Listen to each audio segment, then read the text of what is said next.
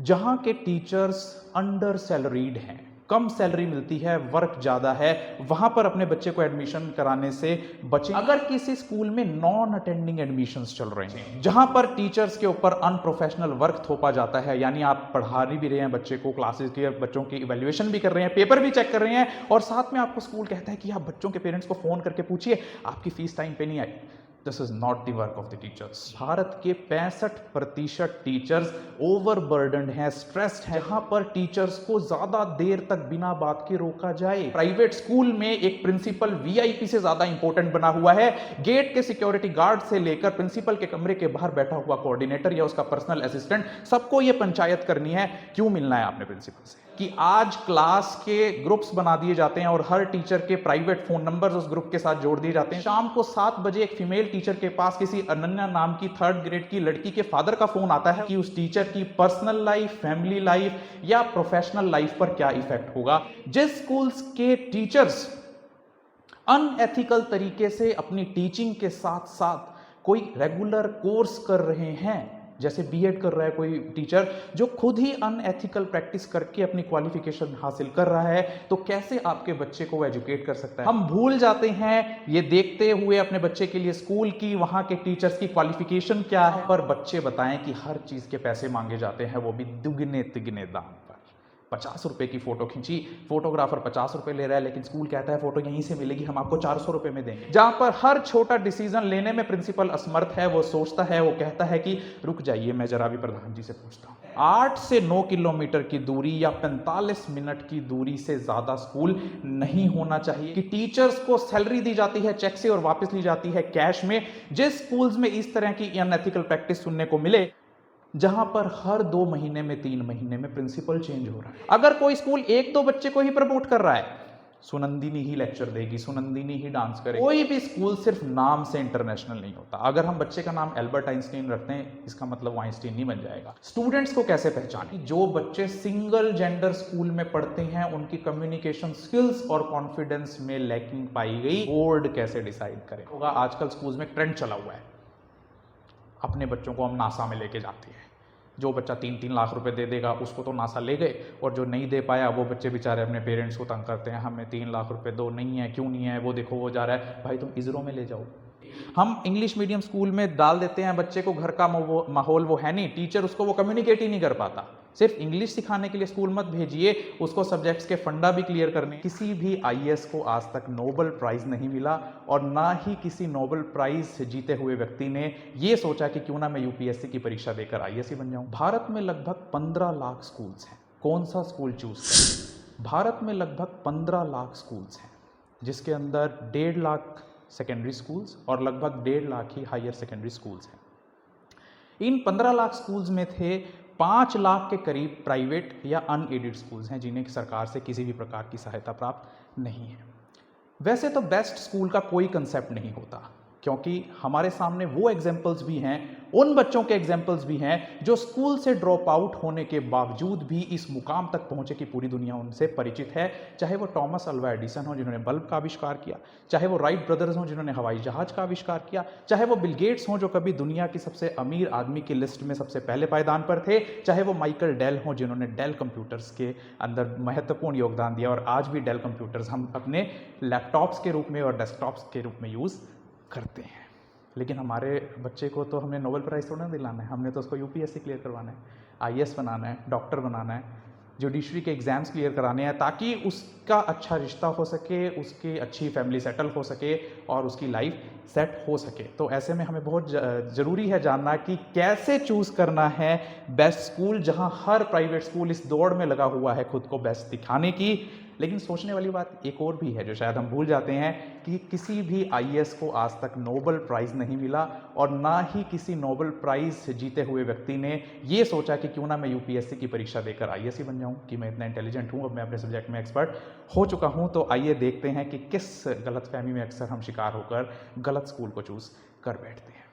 Teaching staff, जैसे एक मंदिर को बनाने वाले मालिक या मैनेजमेंट का बहुत कम रोल होता है, लेकिन सबसे ज़्यादा रोल होता है उस मंदिर में बैठे हुए पुजारी का, जो आने वाले भक्तों को, जो आपके स्टूडेंट्स के रूप में आपके पास आते हैं, उनको भगवान से या विद्या की देवी से मिलाने का। ऐसे में टीचर्स का बहुत बड़ा रोल है किसी स्कूल को सक्सेसफुल बनाने में। हम भूल जाते हैं ये देखते हुए अपने बच्चे के लिए स्कूल की, वहाँ के टीचर्स की क्वालिफिकेशन क्या है, वहाँ के टीचर्स का एक्सपीरियंस क्या है और वहाँ के टीचर्स का डेडिकेशन क्या है स्कूल के प्रति। तो चेक कर लीजिए एक बार अपने स्कूल के प्रोस्पेक्टस को पलटकर कि क्या वहाँ पर टीचर्स की डिटेल्स दी गई हैं, कि कितने टीचर्स किस सब्जेक्ट के हैं और क्या क्या उनकी क्वालिफिकेशंस हैं, एक्सपीरियंस है और डेडिकेटेड हैं वो अपने सब्जेक्ट के लिए, और क्या एक्सपर्टीज है उनकी।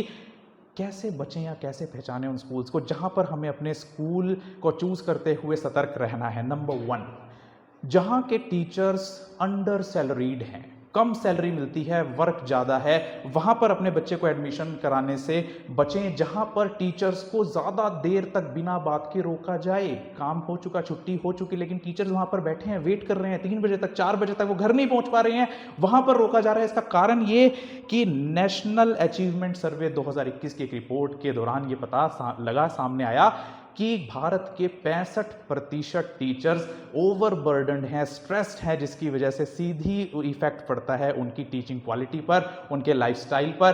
और आपको एक और बात बता देता हूं, मैं साइकेट्री डिपार्टमेंट से हूं, कि अगर पढ़ाने वाले के दिमाग में स्ट्रेस है तो सुनने वाले के अंदर भी स्ट्रेस डेवलप हो जाता है। एक रिसर्च कहती है, because the cortisol hormone starts producing in the listener also if the speaker is also having stress in his और हर माइंड। बिना क्वालिफिकेशन के अगर कोई टीचर्स स्कूल में रखे हुए हैं, जिनके पास मिनिमम बैचलर ऑफ एजुकेशन नहीं है, डिप्लोमा इन एजुकेशन, जो भी क्वालिफिकेशन उस पोस्ट की टीचिंग के लिए चाहिए वो नहीं है, तो ऐसे स्कूल्स में अपने बच्चे को पढ़ाने से बचें।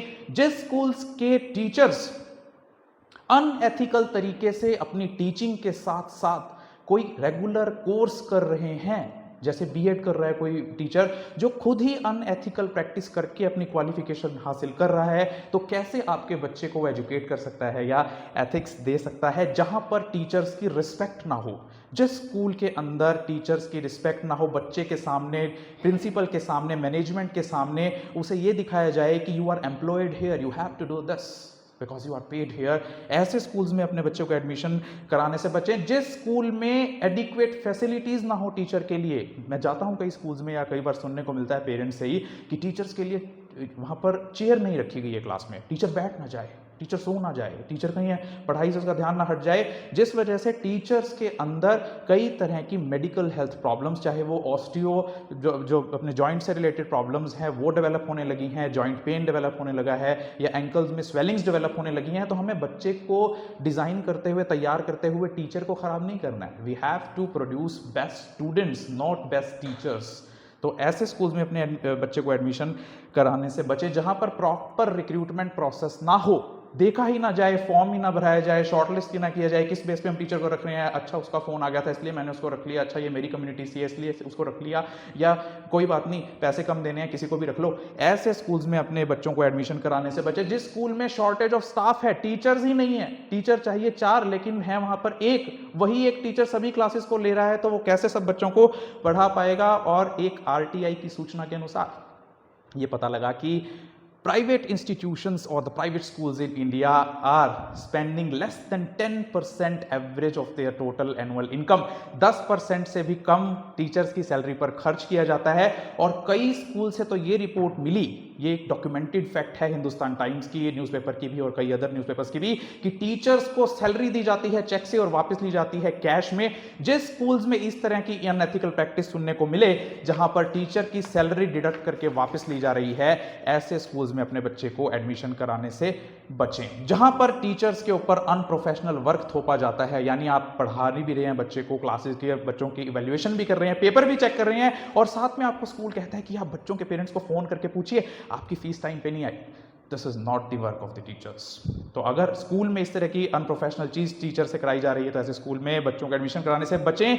अगर टीचर्स के प्राइवेट नंबर्स ग्रुप में शेयर किए जा रहे हैं, this is reality on the ground level, कि आज क्लास के ग्रुप्स बना दिए जाते हैं और हर टीचर के प्राइवेट फोन नंबर्स उस ग्रुप के साथ जोड़ दिए जाते हैं। सीयूजी नंबर्स नहीं है उनके पास, ऑफिशियल नंबर्स नहीं है, पर्सनल नंबर्स को ग्रुप में डालकर शेयर कर दिया जाता है, जिस वजह से ये हकीकत है कि शाम को 7 बजे एक फीमेल टीचर के पास किसी अनन्या नाम की 3rd ग्रेड की लड़की के फादर का फोन आता है और अपनी मैडम को फोन करके कहता है, वो वंशिका मैम बोल रहे हैं, यस सर, मेरी बच्ची अनन्या 3rd क्लास में आपके यहाँ पढ़ती है और वो टॉप करती है, लेकिन वो इंग्लिश नहीं बोल पा रही है। अब आप खुद ही अंदाजा लगा लीजिए कि उस व्यक्ति की, उस टीचर की पर्सनल लाइफ, फैमिली लाइफ या प्रोफेशनल लाइफ पर क्या इफेक्ट होगा।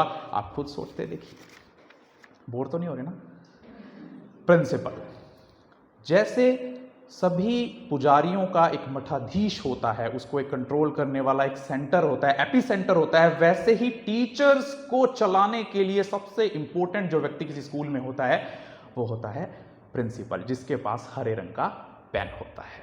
कैसे जाने प्रिंसिपल को? Qualifications of the principal. जिस प्रिंसिपल के पास एडिक्वेट क्वालिफिकेशंस है प्रिंसिपल बनने के लायक, वो सही प्रिंसिपल है। प्रिंसिपल की सोच क्या है एजुकेशन के लिए, ये देखना बहुत जरूरी है। प्रिंसिपल का एटीट्यूड क्या है एजुकेशन के लिए, ये देखना बहुत जरूरी है। किस तरह की एक्स्ट्रा करिकुलर एक्टिविटीज प्रिंसिपल आपके बच्चों के लिए सोचता है, प्लान करता है, चाहता है, उस तरह का प्रिंसिपल देखना जरूरी है। प्रिंसिपल की रेपुटेशन क्या है कम्युनिटी में, समाज क्या सोचता है उस प्रिंसिपल के प्रति, ये देखना जरूरी है। क्या प्रिंसिपल पेरेंट्स के लिए और बच्चों के लिए अवेलेबल है, ये देखना जरूरी है। हो क्या रहा है प्राइवेट स्कूल में, एक प्रिंसिपल वीआईपी से ज्यादा इंपॉर्टेंट बना हुआ है। गेट के सिक्योरिटी गार्ड से लेकर प्रिंसिपल के कमरे के बाहर बैठा हुआ कोऑर्डिनेटर या उसका पर्सनल असिस्टेंट, सबको ये पंचायत करनी है। क्यों मिलना है आपने प्रिंसिपल से, बताइए भाई। क्या पता उस कोऑर्डिनेटर के बारे में ही बताना हो कुछ, या उसकी शिकायत करनी हो, सिक्योरिटी गार्ड की करनी हो। कभी भी जहां पर प्रिंसिपल इजीली अवेलेबल ना हो, एब्सेंट रहते हो, स्कूल से टाइम ना देते हो या पेरेंट्स का अवॉइड करते हो, तो ऐसे स्कूल्स को हमने एडमिशन के लिए अवॉइड करना है। प्रिंसिपल क्या रोल प्ले कर रहा है टीचर्स की प्रोफेशनल डेवलपमेंट के लिए, ये जरूर देख लेना चाहिए। कैसे एक प्रिंसिपल रिस्पॉन्ड कर रहा है पेरेंट्स की कंप्लेंट की, हमारा बच्चा ठीक से नहीं पढ़ रहा है, तो इस पर बच्चा जो है वो कैसे आगे ठीक से पढ़े, इस पर प्रिंसिपल क्या एक्शन ले रहा है, ये देख लेना चाहिए। कैसे बचें उस स्कूल से कि प्रिंसिपल को देखकर अंदाजा लगाया जा सके कि इस स्कूल से हमें बचना है। जहां पर हर 2 महीने में, 3 महीने में प्रिंसिपल चेंज हो रहा है, ऐसे स्कूल्स को अवॉइड करना चाहिए। जहां पर हर छोटा डिसीजन लेने में प्रिंसिपल असमर्थ है, वो सोचता है, वो कहता है कि रुक जाइए मैं जरा भी प्रधान जी से पूछता हूं। यानी हर छोटे डिसीजन के लिए जहां पर प्रिंसिपल के हाथ बंधे हों, ऐसे स्कूल को अवॉइड करना चाहिए। जहां पर खुद प्रिंसिपल की ही रिस्पेक्ट ना हो, जहां पर मैनेजमेंट बहुत इजीली एक्सेसिबल हो, पेरेंट्स आए, अच्छा प्रिंसिपल मैम आप हमारी बात नहीं मानते, कोई बात नहीं, प्रधान जी से मिल लेता हूं। जहां पर इस तरह का सिस्टम हो, उन स्कूल्स को अवॉइड करना चाहिए। जहां पर principal is a puppet in the hands of management या मैनेजमेंट के रिलेटिव्स या फैमिली मेंबर्स या वाइफ या ब्रदर या सिस्टर या कोई भी, ऐसे स्कूल्स को अवॉइड करना चाहिए। जहां का प्रिंसिपल ज्यादा शो ऑफ कर रहा हो, यानी बच्चों की जो एक्टिविटीज हैं, उनकी सक्सेस है, बच्चों को ना शो करके और वो खुद को अपना जो कद बढ़ा रहा है सोसाइटी में, that means something is fishy. और ये सब ग्राउंड रियलिटीज हैं। I have taken this things from the research papers, और जो मेरी ऑब्जर्वेशन है स्कूल में जाके। ये तो बात हो गई टीचर्स की और प्रिंसिपल की। नॉन टीचिंग स्टाफ, अक्सर हम भूल जाते हैं, हम टीचर्स को ही देखते हैं, हम प्रिंसिपल को ही देखते हैं, स्कूल की बिल्डिंग को ही देखते हैं, लेकिन नॉन टीचिंग स्टाफ, वहां पर जो आपके टीचर्स को पानी पिलाने का काम कर रहा है, आपके बच्चे को स्कूल बस से उतारने चढ़ाने का काम कर रहा है, वो कितने क्वालिफाइड हैं, वो कितने एक्सपीरियंस हैं, उनके अंदर कोई गलत आदतें तो नहीं है। पता लगा कि टीचर्स तो बड़े शालीन हैं, लेकिन अटेंडेंट्स या ये स्वीपर्स, क्लास 4 या कोई भी लोग हैं, वो गालियां दे रहे हैं, अब्यूजिव वर्ड्स यूज कर रहे हैं, लोकल लैंग्वेज यूज कर रहे हैं, तो क्या फायदा उस स्कूल में पढ़ाने का। जिस स्कूल के अटेंडेंट्स का मेडिकल फिटनेस के साथ साथ साइकोलॉजिकल फिटनेस ना हो, ऐसा खुद का मेरा एक्सपीरियंस है, एक स्कूल है उसका नाम नहीं लूंगा, वहां पर एक अटेंडेंट को शीजोफ्रेनिया की बीमारी है, वो हमारे यहाँ से शीजोफ्रेनिया की दवाई ले रहा है। वो बताना इसलिए जरूरी क्योंकि कई बार ऐसे पेशेंट्स किसी के लिए एग्रेसिव हो सकते हैं, बच्चे पर गुस्सा उतार सकते हैं, उनको मार सकते हैं, पीट सकते हैं, पेरेंट्स के साथ गलत बिहेव कर सकते हैं। तो देखिए कि उनके अटेंडेंट्स का या नॉन टीचिंग स्टाफ का मेडिकल या साइकोलॉजिकल फिटनेस टेस्ट पास है या नहीं, और इंक्वायरी कीजिए कि किसी नॉन टीचिंग स्टाफ के बारे में सोसाइटी में कोई गलत न्यूज़ तो नहीं है कि यहाँ पर ये नॉन टीचिंग स्टाफ ऐसा करता है या ये प्रिंसिपल को ओवरसीड करता है, इस तरह की कोई खबरें तो नहीं है। बोर तो नहीं हो रहे ना। स्टूडेंट्स को कैसे पहचानें? अगर किसी पेरेंट को यह देखना है कि इस स्कूल में अपने बच्चे को पढ़ाना है या नहीं, तो वहां पर ऑलरेडी पढ़ रहे बच्चों को परख के भी हम पहचान सकते हैं कि इस स्कूल में बच्चे का एडमिशन कराएं या नहीं। पूछिए स्टूडेंट से कि अपने प्रिंसिपल के बारे में आपकी क्या सोच है, पूछिए बच्चों से कि आपके टीचर्स के बारे में आपकी क्या सोच है, बच्चों के अंदर स्कूल के लिए स्पिरिट है या नहीं। जितने भी पुराने लोग इस समय आपको मिलेंगे 70 के दशक से, 80 के दशक से, उनके अंदर स्कूल को लेके बहुत ही पॉजिटिव स्पिरिट आपको मिलेगी। मैं डीएवी से पास आउट हूँ, मैं डीपीएस आरके पुरम से पास आउट हूँ, उनके अंदर स्कूल एक इंस्टीट्यूशन है, रिस्पेक्टेबल इंस्टीट्यूशन। लेकिन अगर आप बच्चे से किसी से पूछ रहे हैं कि क्या स्कूल है आपका, कैसा लगता है आपको स्कूल, क्या यार हर बात पे पैसे मांगते हैं, क्या यार कुछ नहीं होता यहाँ पे, तो कुछ नहीं पढ़ाते टीचर्स ऐसे ही ऐसे, तो आप बहुत कुछ अंदाजा लगा सकते हैं बच्चों की बातें से।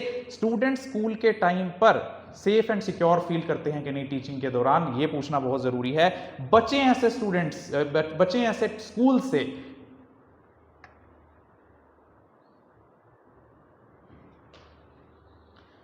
बचें ऐसे स्कूल से जहां पर आपको ये साइंस एंड सिम्टम्स देखने को मिले स्टूडेंट्स के अंदर, जहां पर बच्चे बताएं कि हर चीज के पैसे मांगे जाते हैं, वो भी दुगने तिगने दाम पर। 50 रुपए की फोटो खींची, फोटोग्राफर 50 रुपए ले रहा है, लेकिन स्कूल कहता है फोटो यहीं से मिलेगी, हम आपको 400 रुपए में देंगे। पेरेंट्स की तो आधों की यही शिकायत रहती है, जी इससे 400 रुपए मांग लिए फोटो के। मैं देखता हूं कई बार और हो भी रहा है ये। जिस स्कूल में आपके बच्चों को झूठ बोलना सिखाया जाए, उस स्कूल में एडमिशन कराने से बचें। कैसे? एग्जाम्पल देता हूं मैं आपको। एक स्कूल की बात है, अपने कैथल का नहीं है, वहां पर बच्चों को फ्लाइंग क्लब में फ्लाइंग सिखाने के लिए बुलाया गया एक्सपर्ट्स को, और उस फ्लाइंग क्लब को बताया गया कि हम बच्चों से कोई पैसा नहीं ले रहे हैं, स्कूल इस पे खर्चा कर रहे हैं, और बच्चों से भी 400 रुपए ले लिए। जब वो बच्चों को फ्लाइंग क्लब वाले फ्लाइंग सिखाने के लिए आए, तो बच्चों को बताया गया इनको नहीं बताना बेटा हमने आपसे 400 रुपए लिए। तो जो स्कूल आपके बच्चों को झूठ बोलना सिखाया है, क्योंकि end of education is building up of character, अगर आपके बच्चे का करेक्टर खराब करने में स्कूल रोल प्ले करेगा तो आपके बच्चे को पढ़ाएगा कैसे? अगर कोई स्कूल एक दो बच्चे को ही प्रमोट कर रहा है, सुनंदिनी ही लेक्चर देगी, सुनंदिनी ही डांस करेगी, सुनंदिनी ही नासा में जाएगी, सुनंदिनी ही संस्कृत में पोएम सुनाएगी, सुनंदिनी ही इंग्लिश में पोएम सुनाएगी, तो समझ लीजिए कि उसके पास, स्कूल के पास दिखाने के लिए एक या दो बच्चों के अलावा कोई है ही नहीं। That means the growth is not inclusive in that school. अगर किसी स्कूल में नॉन अटेंडिंग एडमिशंस चल रहे हैं, आजकल ये बड़ा देखने को मिल रहा है, पेरेंट्स भी इसमें रिस्पॉन्सिबल हैं कि अपने बच्चे को बहुत जल्दी आईएएस, बहुत जल्दी इंजीनियर, बहुत जल्दी डॉक्टर बनाने के चक्कर में वो 10th 11th 12th में नॉन अटेंडिंग एडमिशन दिलवा रहे हैं स्कूल में, और किसी कोचिंग इंस्टीट्यूट में उसको पढ़ाते रहते हैं। जिससे होता क्या है, आपके बच्चे को दो चीज़ें यूज़ करती हैं। एक तो वो कोचिंग इंस्टीट्यूट, अगर वो डॉक्टर बनेगा तो कोचिंग इंस्टीट्यूट भी छापेगा, देखिए हमारा बच्चा ये बना, स्कूल भी बताएगा देखिए हमारा बच्चा ये बना। लेकिन ना तो बच्चे के अंदर वो सब्जेक्ट की क्लैरिटी होगी, और साथ में आने वाले पेरेंट्स भी इस बात को लेकर कंफ्यूज होंगे कि क्या वाकई स्कूल का रिजल्ट ऐसा है या नहीं। एल्यूमिनाई पावर, किसी भी स्कूल की पावर होती है उसकी एल्यूमनाई। देखिए कि जिस स्कूल का बोर्ड भरा हुआ है कि हमारे यहाँ से पास होने वाले बच्चे आज इस मुकाम तक पहुंचे हुए हैं, कई यूनिवर्सिटीज, कई स्कूल्स, कई इंस्टीट्यूशंस ये बोर्ड लगाती हैं अपने स्कूल के बाहर कि हमारे एल्यूमनाई आज देश के इस कोने में ये बने हुए हैं। तो जितनी बड़ी वो एल्यूमनाई की लिस्ट होगी, सक्सेस एल्यूमनाई की, that means that school is गट। अब कैसे पहचाने हिंदी मीडियम, इंग्लिश मीडियम या इंटरनेशनल स्कूल? बोर हो रहे हो क्या? इंटरनेशनल स्कूल, कोई भी स्कूल सिर्फ नाम से इंटरनेशनल नहीं होता। अगर हम बच्चे का नाम एल्बर्ट आइंस्टीन रखते हैं, इसका मतलब वो आइंस्टीन नहीं बन जाएगा। ऐसे ही किसी स्कूल के नाम के साथ इंटरनेशनल जोड़ देने से वो इंटरनेशनल नहीं बन जाता। धरातल पर इंटरनेशनल फैसिलिटीज हैं या नहीं, अगर किसी स्कूल के पास करिकुलम है या कोई ऐसी एफिलिएशन है जो दूसरे देशों से रिलेटेड है, वो स्कूल इंटरनेशनल है। जहां पर कई देशों के बच्चे पढ़ते हैं वो स्कूल इंटरनेशनल है। जहां पर कई देशों से टीचर्स उस स्कूल में पढ़ाने आते हैं वो स्कूल इंटरनेशनल है। जहां पर टॉप नॉच इंफ्रास्ट्रक्चर हो, क्लासरूम का, स्पोर्ट्स फैसिलिटीज का, को करिकुलर एक्टिविटीज का, एक्स्ट्रा करिकुलर एक्टिविटीज का, वो स्कूल इंटरनेशनल है। जहां पर रेगुलर तौर पर इंटरनेशनल प्रोग्राम्स कंडक्ट होते हैं, जहां के बाहर से प्रोफेसर, हार्वर्ड यूनिवर्सिटी के या कैम्ब्रिज यूनिवर्सिटी के प्रोफेसर या कोई और इंटरनेशनल यूनिवर्सिटी के प्रोफेसर रेगुलर तौर पर कोई कॉन्फ्रेंस होल्ड कर रहे हैं, वो स्कूल इंटरनेशनल है। जो स्कूल्स प्रोफेशनल एजुकेशन के साथ साथ बच्चे की मेंटल हेल्थ डेवलपमेंट पर भी ध्यान दे और इंडिविजुअल लेवल पर बच्चे की काउंसलिंग करे, वो स्कूल इंटरनेशनल है। अभी तो बात हो गई इंटरनेशनल स्कूल कैसे पहचाने, हिंदी मीडियम या इंग्लिश मीडियम। आपकी जानकारी के लिए बता दूं कि ये सवाल जानना इसलिए जरूरी है क्योंकि 2023 की अगर आप यूपीएससी के सक्सेसफुल कैंडिडेट्स की लिस्ट देखेंगे तो उसमें एक रिसर्च में पाया गया कि 1016 कैंडिडेट्स में से केवल 42 लोग ही हिंदी मीडियम से थे। और मजे की बात यह कि उन 42 लोगों में से भी एक व्यक्ति ने ऑप्शनल सब्जेक्ट के तौर पर इंग्लिश चुना हुआ था। तो दैट मीन्स लैंग्वेज का कुछ तो रोल है, इंग्लिश मीडियम और हिंदी मीडियम का कुछ तो रोल है। उन 42 स्टूडेंट्स में से 18 बच्चे राजस्थान के, 12 बच्चे उत्तर प्रदेश के, 9 बच्चे मध्य प्रदेश के, एक बच्चा बिहार, छत्तीसगढ़ और गुजरात राज्य से था। लेकिन इंग्लिश आना हर किसी की बात नहीं है, इट्स अ रियलिटी। क्योंकि लैंग्वेज सिर्फ कुछ शब्द या कुछ सेंटेंसेस बोलने से नहीं आती है, उस लैंग्वेज से आपके इमोशंस कितने जुड़े हुए हैं, आपकी वोकेबुलरी कितनी वास्ट है, आपकी प्रोनाउंसिएशन कितनी सही है, आपकी फ्लुएंसी कितनी सही है, आपकी writing skills, reading skills, listening skills कितनी सही है, स्पीकिंग स्किल्स कितनी सही है, वो सब चीज़ें भी मायने रखती है। लेकिन इंग्लिश को लेकर एक और विडंबना भी है हमारी समाज में। आप आज एक वीडियो या कोई किसी के सामने आप इंग्लिश में बोलकर दिखाइए, एक वीडियो पोस्ट कर दीजिए आप फेसबुक पे अपने इंग्लिश में बोलते हुए, 100 लोग जो अपने बच्चों को इंग्लिश मीडियम में पढ़ा रहे हैं वो नीचे पता है क्या कमेंट करेंगे, आप अपनी मातृभाषा में नहीं बोल सकते, ज़्यादा अंग्रेज बन रहे हो। तो समाज के अंदर ही क्लैरिटी नहीं है इस बात को लेके कि आपने अपने बच्चे को इंग्लिश सिखानी है नहीं, बुलवानी है नहीं। घर में अगर बच्चा इंग्लिश बोल ले तो हमारे को नहीं समझ में आ रही क्या कह रहा तू, स्कूल में बोला कर अंग्रेजी। और यहाँ पे आकर टीचर्स के ऊपर प्रेशर डालते हैं इंटरनेशनल स्कूल में, इंग्लिश मीडियम स्कूल में, जी हमारा बच्चा अंग्रेजी को नहीं बोलता। तो English speaking needs environment. Teacher student ratio, bore हो रहे हो क्या? टीचर स्टूडेंट रेशो, अक्सर बहुत कम स्कूल्स हैं जो अपनी टीचर स्टूडेंट रेशो के बारे में बताते हैं। नेशनल एजुकेशन पॉलिसी NEP 2020 के अनुसार आइडियल टीचर स्टूडेंट रेशो 30:1 होनी चाहिए, और जहां पर सोशो इकोनॉमिक बैकग्राउंड वीक हो बच्चों का वहां पर 25 स्टूडेंट्स पर या प्यूपिल्स पर प्यूपिल टीचर रेशो 1 होनी चाहिए, यानी 25 प्यूपिल्स पर एक टीचर होना चाहिए। लेकिन रिसर्च बताती है कि 20 स्टूडेंट्स पर एक टीचर है या 15 स्टूडेंट्स पर एक टीचर है तो वो आइडियल टीचर स्टूडेंट रेशो होती है। लेकिन बहुत कम प्रोस्पेक्टस आपको ऐसे मिलेंगे जहां पर आपको टीचर स्टूडेंट रेशो के बारे में बताया जाएगा। और ये बात जाननी इसलिए जरूरी है कि अगर किसी स्कूल से 50 डॉक्टर बन रहे हैं तो आपको यह भी तो पता होना चाहिए कि उसके अंदर 5000 बच्चा पढ़ रहा है। अब कोई इंस्टीट्यूट है वो कहता है कि मेरे 30 के 30 बच्चे IAS बनते हैं, 30 ही पढ़ते हैं, 30 ही IAS बनते हैं, लेकिन 30 IAS बनते हैं और 3000 उसके बच्चे हैं, तो कैसे कंपेयर कर सकते हैं आप दो स्कूल्स और दो इंस्टीट्यूशंस के बीच में? So therefore ratio matters. School कितना दूर हो, कितना पास हो। अक्सर हम बढ़िया से बढ़िया स्कूल में कराने के चक्कर में अपने बच्चे को कई किलोमीटर दूर, हाँ बेटा वहाँ एडमिशन करा देती हूँ, तेरा बहुत अच्छा स्कूल है, पड़ोसी का लड़का भी जाता है तो हमारा भी थोड़ा स्टेटस बन जाएगा समाज के अंदर। तू स्कूल में जाता है, 8 से 9 किलोमीटर की दूरी या 45 मिनट की दूरी से ज़्यादा स्कूल नहीं होना चाहिए, क्योंकि जो एनर्जी आपका बच्चा पढ़ने के लिए, खेलने के लिए या फैमिली के साथ वक्त बिताने के लिए यूज़ कर सकता था टाइम को, वो आपके बच्चे की कम्यूट में, बसेस में या ट्रैवल में ही वेस्ट हो जाती है। पेरेंट्स को भी पेरेंट टीचर मीटिंग में जाना होता है, स्कूल्स के फंक्शंस में जाना होता है, वॉलंटियर एक्टिविटीज़ में जाना होता है, तो दूरी इसलिए मायने रखती है। और इसके फैक्ट्स जान लीजिए आप, जितना दूर स्कूल होता है तो रिसर्च बताती है कि आपके बच्चे की मैथमेटिकल एबिलिटी कम होती है। और ये रिसर्च पेपर छपा था journal of education and e learning research में। जो बच्चे पैदल बहुत दूर स्कूल जाते हैं अपने स्कूल को अटेंड करने के लिए, उनके अंदर एग्रेसिवनेस, गुस्सा ज़्यादा देखने को मिला, वो लड़ाके ज़्यादा हुए, उनके अंदर लो सेल्फ एस्टीम थी। और ये छपा है article, research paper international journal of scientific and management research में। और जो बच्चे लॉन्ग डिस्टेंस ट्रैवल करके स्कूल में जाते हैं उनके अंदर स्कूल में लेट पहुंचना और एब्सेंटिज्म, स्कूल से एब्सेंट रहना ज्यादा पाया गया। और ये रिसर्च पेपर छपा है रिसर्च गेट में। अफोर्डेबिलिटी, क्या फीस हो आपके स्कूल की, या कैसे पहचाने अपनी पॉकेट के हिसाब से हमें स्कूल कैसे चूज करना है। एक रिसर्च में पाया गया कि औसतन भारत में पेरेंट्स अपनी टोटल एनुअल इनकम का 25 से 50% हिस्सा बच्चे की एजुकेशन पर खर्च देते हैं। कहीं कहीं पे तो 70% हिस्सा भी, कि हमें बच्चे को कुछ ना कुछ बनाना है। सारे पैसे को उसकी बेसिक एजुकेशन में इन्वेस्ट कभी ना करें, क्योंकि आपने उसको भी हायर कोर्सेज भी कराने हैं, कॉलेज में भी एडमिशन कराने हैं, यूनिवर्सिटी भी भेजना है, कोचिंग भी दिलवानी है। ट्यूशन फीस टैक्सेबल है, अगर ट्यूशन फीस इनकम टैक्स के अंडर 80C के अंडर, आई थिंक उसमें इनकम टैक्स में कुछ रिलीफ मिलता है। मैम आप ज़्यादा अच्छा बता पाएंगी अगर आपको मालूम हो तो, ऐसी मेरी नॉलेज है। 2021-22 के अकॉर्डिंग शायद 1.5 लाख तक ट्यूशन फीस, क्योंकि स्कूल कई तरह की फीस लेता है, डेवलपमेंट फ़ी, लाइब्रेरी फ़ी, एग्जामिनेशन फ़ी, तो ट्यूशन फीस 1.5 लाख तक इनकम टैक्स रिबेट के अंदर आती है, उसमें आपको इनकम टैक्स नहीं देना होता।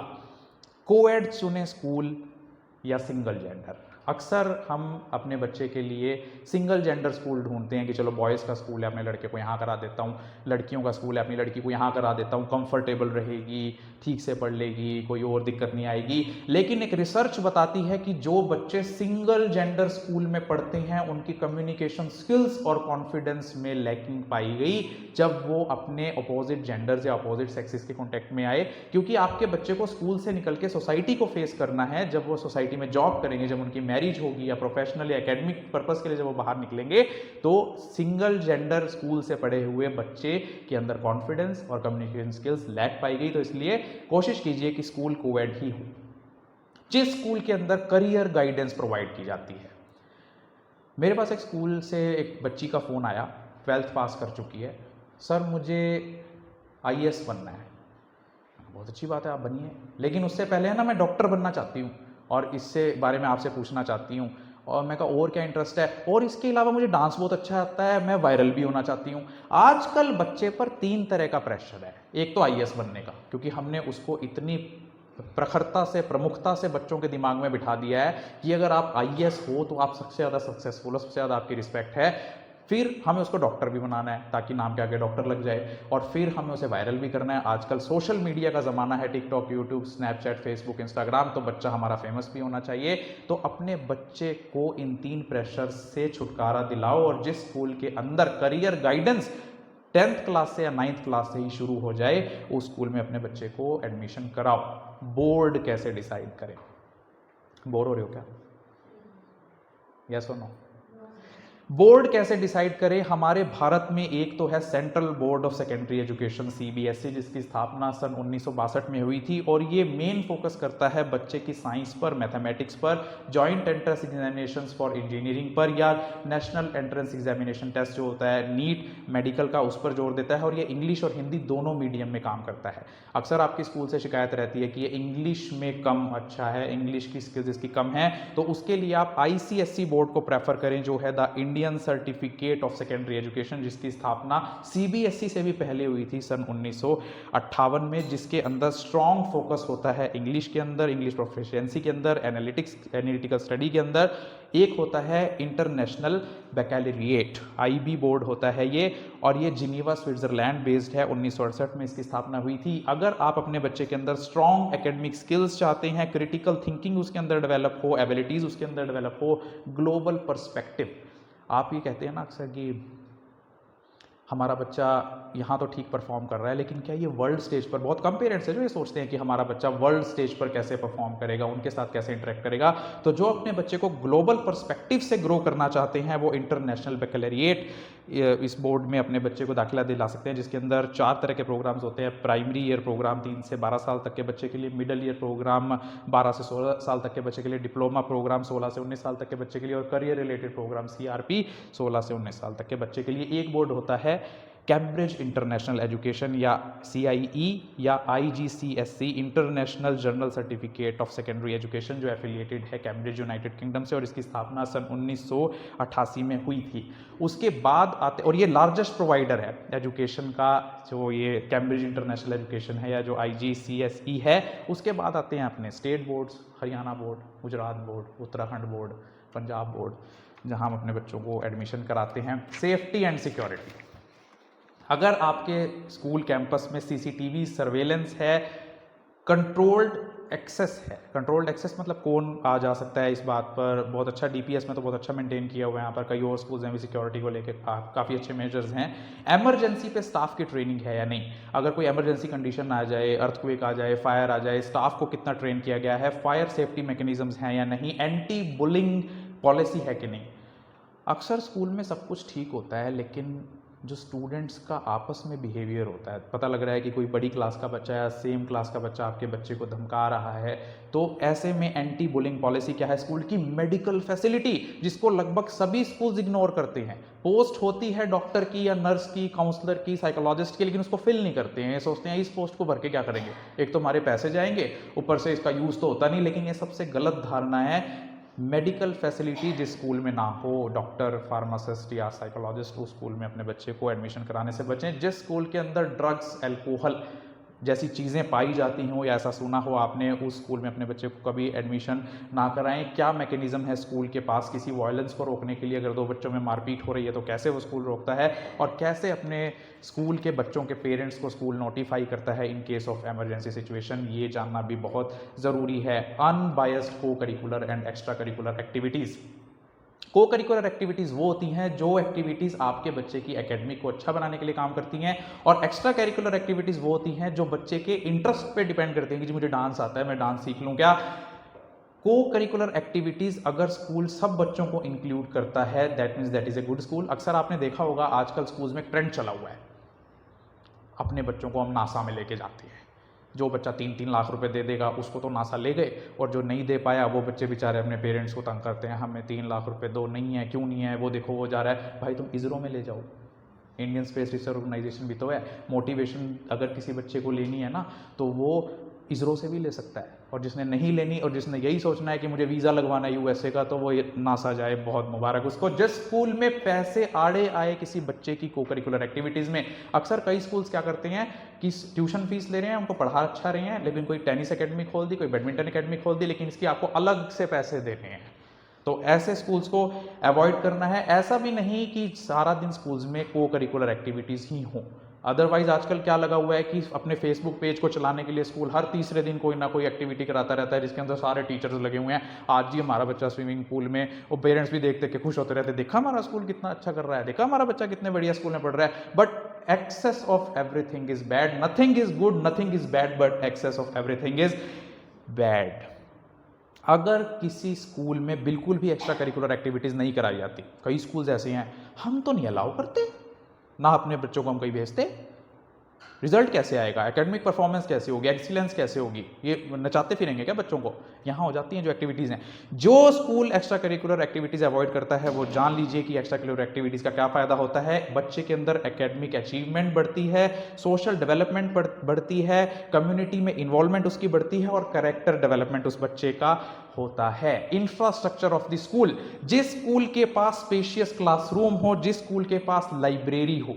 इंफ्रास्ट्रक्चर का मतलब सिर्फ बड़े बड़े ग्राउंड या घोड़े बंधे होने चाहिए, स्विमिंग पूल होना चाहिए, ये नहीं होता। इंफ्रास्ट्रक्चर का मतलब होता है बेसिक वो फैसिलिटीज़ जिसके अंदर बच्चा बैठ सके, और टीचर भी आराम से कंफर्टेबली उसको पढ़ा सके, और साथ में लाइब्रेरी का एक्सेस कितना है बच्चों के पास, स्पोर्ट फैसिलिटीज़ कैसी हैं स्कूल में, प्लेग्राउंड है या नहीं, ऑडिटोरियम्स हैं या नहीं, क्लास के अंदर इक्विपमेंट्स जो ऑडियो विजुअल एड्स हैं वो प्रॉपरली हैं या नहीं, और हैं भी तो क्या वो चलते भी हैं या नहीं। कई स्कूल्स होते हैं ये लगा तो रखा है जी हमने स्मार्ट क्लास बोर्ड, खराब हो रहा है, अभी करा देंगे बस, ठीक अभी हो जाएगा बस, बोल रखा है जी, बुला रखा है। तो जिसमें बोर्ड्स तो हैं लेकिन, अच्छा स्मार्ट बोर्ड से रिलेटेड आपको बात बता देता हूँ, बोर तो नहीं हो रहे ना। अभी एक रिसर्च हुई थी स्मार्ट बोर्ड्स पर कि जो बच्चे स्मार्ट बोर्ड्स या टैबलेट से पढ़ते हैं उनके अंदर इंटेलेक्चुअल डेवलपमेंट या क्रिएटिविटी या इमेजिनेशन कम पाई गई, और इसका सीधा उदाहरण आपको मिलता है 2020 या 2021 के दौरान पढ़े हुए बच्चे। आज भी उनको समाज में जब वो कहीं जाते हैं और वो बिहेव जिस तरीके से करते हैं तो उनको क्या कहा जाता है, ये कोरोना वाला बच्चा है, ये कोरोना वाला बैच है। तो ये हालत क्या है, वो उससे बढ़िया रिसर्च नहीं हो सकती कोई। कोरोना ने ये भी प्रूव करके दिखा दिया दैट जो डिस्टेंस एजुकेशन हम मोबाइल के माध्यम से या सोशल मीडिया के माध्यम से या डिजिटल मीडिया के माध्यम से बच्चों को दे देते हैं कि ये सोचकर कि इससे बच्चा अच्छा पढ़ता है, इससे बच्चा अच्छा समझता है। आज भी हार्वर्ड यूनिवर्सिटी में, कैम्ब्रिज यूनिवर्सिटी में चॉक बोर्ड्स का इस्तेमाल होता है। वो तो और बढ़िया बोर्ड लगा सकते थे स्मार्ट बोर्ड, अगर उस स्मार्ट बोर्ड से बच्चा अच्छा पढ़ता तो, because it enhances imagination and creativity of your child. Academic excellence, education and results. देखिए कि उस स्कूल के बच्चे बोर्ड में कैसा परफॉर्म कर रहे हैं, ट्रैक रिकॉर्ड कैसा है उन स्कूल के बच्चों का, कितने बच्चे हर साल अच्छे रेप्यूटेड कॉलेजेस में, यूनिवर्सिटीज़ में, इंस्टीट्यूशंस में जा पा रहे हैं स्कूल पास होने के बाद, क्या स्कूल के अंदर एजुकेशन देने के साथ साथ उनके अंदर जेईई, नीट या common law admission test, CLAT जैसे टेस्ट की प्रिपरेशन भी कराई जा रही है। पिछले कुछ सालों में देखिए उस स्कूल से जो इंटेलिजेंट बच्चे थे वो स्कूल में ही रह रहे हैं या स्कूल को छोड़ रहे हैं, कितने बच्चों ने बाकी स्कूल्स के बच्चों से अच्छा परफॉर्म किया, और टॉप पास रेट्स क्या है। पास रेट होता है कि अगर 100 बच्चे पढ़ते हैं तो उनमें से कितने बच्चे पास हो रहे हैं। आपकी जानकारी के लिए बता दूं कि अपने भारत में टॉप पास रेट्स 3 राज्यों का पाया जाता है, Kerala, Maharashtra and Delhi. Approach to learning and learning style, कि कैसे उस स्कूल की अप्रोच है आपके बच्चे को पढ़ाने में, लर्निंग स्टाइल क्या है। स्मार्ट बोर्ड्स बता दिया मैंने आपको, हाइब्रिड बोर्ड्स होने चाहिए, स्मार्ट बोर्ड भी और उसमें चॉक बोर्ड भी, ताकि क्रिएटिविटी भी बनी रहे और उसके अंदर इमोशनल और पर्सनैलिटी डेवलपमेंट भी हो। फ्रीक्वेंट टेस्टिंग हो रही है या नहीं बच्चे की, ये देखिए। स्टाफ एबल है कि नहीं उस बच्चे की लैंग्वेज में बात करने के लिए। हम इंग्लिश मीडियम स्कूल में डाल देते हैं बच्चे को, घर का माहौल वो है नहीं, टीचर उसको वो कम्युनिकेट ही नहीं कर पाता। सिर्फ इंग्लिश सिखाने के लिए स्कूल मत भेजिए, उसको सब्जेक्ट्स के फंडा भी क्लियर करने हैं। तो अगर टीचर उसकी लोकल लैंग्वेज में उसको बात समझा पा रहा है नहीं, ये अब देखना बहुत जरूरी है। उस स्कूल की होमवर्क पॉलिसी क्या है, कैसे वो अपने बच्चे को होमवर्क देते हैं, कैसे उसको एक्सेस करते हैं, कैसे उसको इवेल्युएट करते हैं, ये देखिए। क्या क्लास का साइज है, यानी कितने बच्चे हैं एक क्लास में। अगर एक क्लास में ज़्यादा बच्चे होंगे तो टीचर उन सब पे कैसे ध्यान दे पाएगा। और एक्स्ट्रा क्लासेस आपके स्कूल जिसमें अब बच्चा आपका पढ़ रहा है उसमें एक्स्ट्रा क्लासेस हो रही हैं कि नहीं। Discipline and healthy environment, bore तो नहीं हो रहे ना। कैसे पता लगाएं कि इस स्कूल का डिसिप्लिन अच्छा है कि नहीं और हेल्दी एनवायरनमेंट है कि नहीं। अगर उस स्कूल के बच्चे एब्यूजिव वर्ड्स यूज करते हैं अपनी डे टू डे लैंग्वेज में, अपनी डे टू डे बातों में, तो समझ लीजिए कुछ ना कुछ स्कूल में गड़बड़ है। अगर किसी स्कूल के बच्चे एग्रेसिव हैं, लड़ाके हैं, वायलेंट हैं, उनके अंदर एक डिफरेंट काइंड का एटीट्यूड जो हमें बात करने से पता लग जाता है कि अपनी उम्र से अलग तरीके से बच्चा बिहेव कर रहा है, तो there is something wrong with the school. अगर ये देखना हो कि बच्चों के अंदर अकाउंटेबिलिटी क्या है, रिस्पॉन्सिबिलिटी क्या है बच्चों की, ये देखकर आप एडमिशन करा सकते हैं। लीव रूल्स क्या हैं, अगर आपके बच्चे को छुट्टी लेनी हो तो वो छुट्टी कैसे सैंक्शन होती है, कितनी देर में सैंक्शन होती है, किससे परमिशन ली जाती है, किसको इन्फॉर्मेशन दी जाती है, ये किसी स्कूल का डिसिप्लिन डिफाइन करते हैं। आपके स्कूल के बच्चों के अंदर वैल्यूज कैसी हैं, क्या उनके अंदर इमोशनल वैल्यूज भी हैं। अक्सर आप देखेंगे कि एक बच्चा इंटेलिजेंट बहुत है लेकिन उसको बात करने की तमीज़ नहीं है, एक बच्चा इंटेलिजेंट बहुत है लेकिन उसके अंदर एक डिफरेंट काइंड का एटीट्यूड है, तो वो वैल्यूज में काउंट होती हैं। ड्रेस कोड, कैसे यूनिफॉर्म में ड्रेसअप हैं बच्चे, प्रॉपरली यूनिफॉर्म पहनते हैं कि नहीं, एक स्कूल के डिसिप्लिन और हेल्दी एनवायरनमेंट को डिफाइन करता है। क्या प्रोएक्टिव मेजर स्कूल लेता है जब भी कोई नेगेटिव थिंग सुनने में आती है बच्चे के बारे में। क्या कोड ऑफ कंडक्ट है बच्चों के लिए उस स्कूल के अंदर कि ये कोड रहेगा, ऐसे बिहेव करना है बच्चों ने स्कूल में। और क्या सजा दी जाती है, कैसे सजा दी जाती है उन बच्चों को जो पाया जाता है कि इसने गलती की है, क्योंकि अल्टीमेटली उस बच्चे को स्कूल से बाहर निकलकर सिटीजन बनना है, नागरिक बनना है, जहां पर वो जो कोई गलती करेगा तो उसकी सजा उसको कानून देता ही है। बोर हो रहे हो क्या? एथिक्स एंड बिहेवियरल पॉलिसी, जिस स्कूल के अंदर पब्लिशर चेंज हो रहा है हर साल। वैसे तो national council of education and research training ने बहुत अच्छे से रिसर्च करके ट्रेनिंग करके टीचर्स की बुक्स को डिज़ाइन किया हुआ है, लेकिन आज हालत क्या है कि पब्लिशर से, बाहर के पब्लिशर से बुक लगवा दी जाती है। अच्छी बात है, आप हेल्प कीजिए, एनसीईआरटी भी पढ़ाइए और दूसरे पब्लिशर्स की बुक भी पढ़ाइए, लेकिन जब वो बच्चा बाहर जाता है किसी एंट्रेंस एग्जामिनेशन की प्रिपेयर करने के लिए, एनसीईआरटी तो उसको पढ़ाई नहीं स्कूल में कभी, अब वो फर्स्ट क्लास से 12th क्लास की एनसीईआरटी बुक्स इकट्ठी कर रहा है कि मैं एनसीईआरटी की बुक्स पढ़ूंगा तब मेरा यूपीएससी क्लियर होगा। जिस स्कूल में पब्लिशर चेंज हो जाए हर स्कूल में, हर ईयर, या जिस स्कूल में यूनिफॉर्म चेंज हो जाए हर ईयर, ऐसे स्कूलों से बचने की जरूरत है। जिस स्कूल में सारी चीजें वहीं पर मिलती हों, लेनी हो तो यहीं से लेनी पड़ेगी बस मैडम, ये लास्ट ऑप्शन है आपके पास। ये 50 रुपए की डायरी आती होगी बाहर, लेकिन हमारा लोगो लगा हुआ है, लेनी पड़ेगी 500 रुपए की, लेनी हो तो बताओ, नहीं अपना जाओ।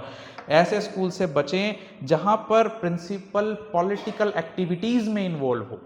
आपने स्कूल की प्रिंसिपल की पोस्ट संभाली है अपने टीचर्स को मैनेज करने के लिए, अपने स्कूल के बच्चों को मैनेज करने के लिए, समाज में हवा बनाने के लिए आपने प्रिंसिपल की पोस्ट नहीं ली। एक एडवर्टाइजमेंट देख रहा था मैं, उसमें प्रिंसिपल कोई अध्यक्ष बना हुआ था कि हम टीचर का, सारे प्रिंसिपलों का अध्यक्ष हूँ, और उसको स्कूल के एडवर्टाइजमेंट में यूज़ कर रहा था कि भाई मैं स्कूलों का प्रिंसिपल का प्रधान भी हूँ। तो इससे आपकी एजुकेशनल क्वालिटी कैसे इंक्रीज होती है, जरा आप मुझे खुद ही सोच के बताएं, जहाँ पर हर बच्चे और उसके फैमिली मेम्बर को फैमिली के तौर पर ट्रीट किया जाए। ऐसे स्कूल में अपने बच्चों को एडमिशन कराएं। पेरेंट इन्वॉल्वमेंट, अगर उस स्कूल में रेगुलर पीटीएम हो रही है, पेरेंट टीचर मीटिंग अक्सर होती है, तो बहुत अच्छा स्कूल है वो। कैसे पेरेंट्स को अपडेट किया जाता है मोबाइल मैसेज से, एसएमएस से, वो भी अब कुछ स्कूल्स में अपडेट हो गई है।